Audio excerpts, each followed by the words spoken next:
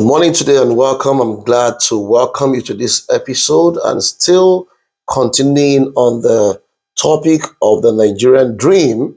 My name is Dr.Lotanna Okoye and I'm glad to know you're there this morning.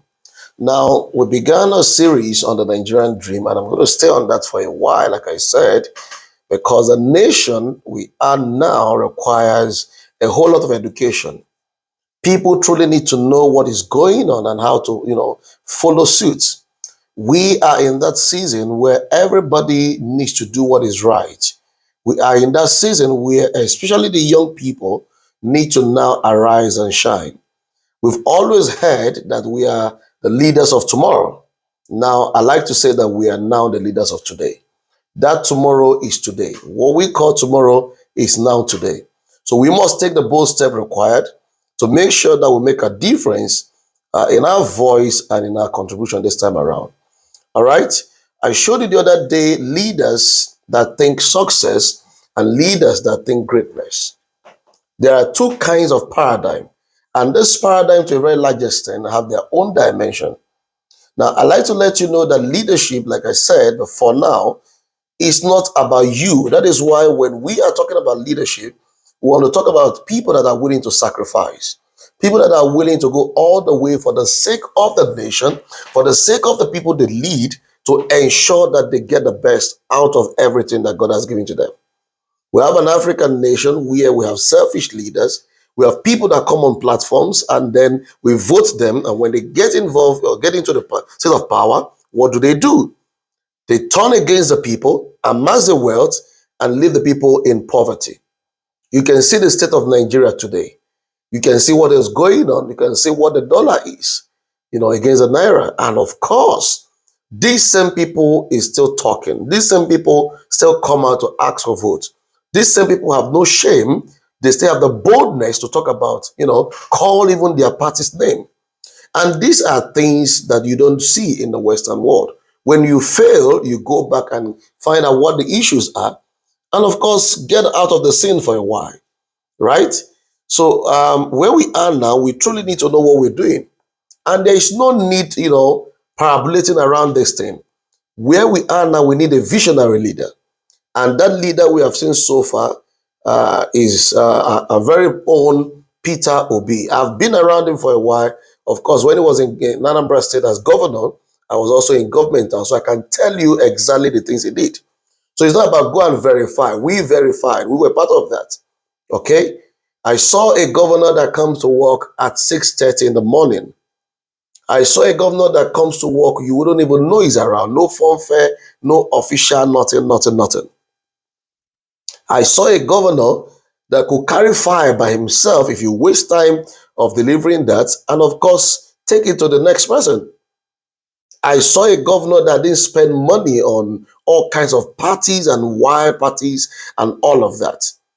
Once you come for courtesy visit, and of course, the Anambra Government House became empty. I use the word empty because before his coming, it was funfair, it was party.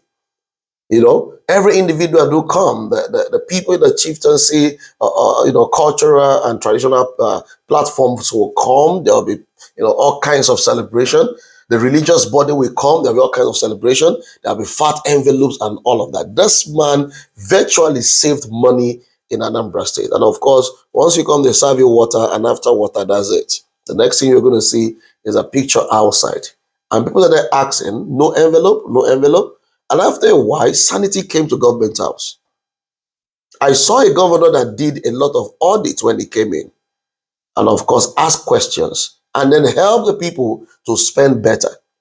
So you see a budgeting system where, and this year in the budget, they bought 21 computers. In the next year again, they use the same format and now increase the number of computers they're going to buy. And that is why you see our budgeting system in Africa, especially in Nigeria, keep increasing. Last year, you bought 50 pieces of computer. This year, you are buying 82. What happened to the ones of last year? These are the questions this man asked. And of course, was able to cut down the cost of running government. I saw a governor that went on inspection unannounced. I saw a governor that moved without convoy, not with all these things you see. Today there is a rider, 7 riders are before the governor and all of that. This man, let me use the word man because he did a whole lot in Anambra State. He enters his car and then he's gone. He goes to the road for inspection. He went to all the schools, a whole lot of the schools. He went to, see them one after the other, found out what the issues were, and of course gave them, money to run schools. This is a man that had, put education as number 1 priority. Because once the people is educated, they can, fend for themselves. So I like to be open and clear about it. In the midst of all the candidates I've seen currently talking about presidency, this is one man that is going to take us to the greater tomorrow. So I'm urging everyone to wake up. There is nothing hidden about it. We have come to the point where we want to go all the way to make sure that the dreams of this country come to pass. And I'd like to go into the Nigerian dream very briefly. The first thing you see on the line of that dream says, "Arise, O compatriots, arise." And I want to let us know that this is the moment, the very inscription of this very song, we sing every time. This is the moment for fulfilling it. This is the moment for the fulfillment. He says, "Arise, O compatriot." I want to urge all Nigerians to arise. This is the moment. Our youths, we've already woken up, but you have a whole lot of journey to go. We have a lot of breakdown. We have to break the vision down to goals and then begin to set the goals and make it happen. So we are at the moment where we need to define who we are as a nation. And for the first time, I'm seeing people coming together from all areas, from all walks of life, and believing in a cause, and we are working it out together. For those that say it's a social media move, there's no problem. It's a matter of time. You understand better.